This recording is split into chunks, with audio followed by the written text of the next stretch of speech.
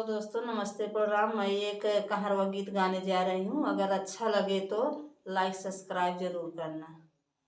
राजा हम लाइरा कनर कई फूल तार की, राजा हम लाइरा कनर कई फूल तार की, राजा हम लाइरा कनर कई फूल तार की। सोने की थारी में जेवना परोसे, सोने की थारी में जेवना परोसे, जेवना न जे मई तरम जाय सर की, राजा हम लाइरा कनर कई फूल तार की, राजा हम लाइरा कनर कई फूल तार की।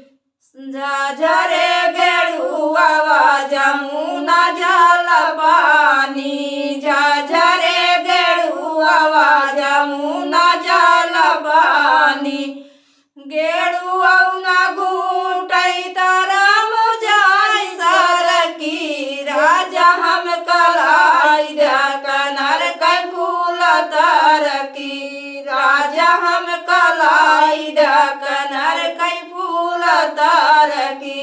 लाची लवंग रस बीरवा जोड़ाए, लाची लवंग रस बीरवा जोड़ाए, बीरवा न पूछई तरम जाय सर की, राजा हम लाइरा कनर कई फूल तार की, हे राजा हम लाइरा कनर कई फूल तार की।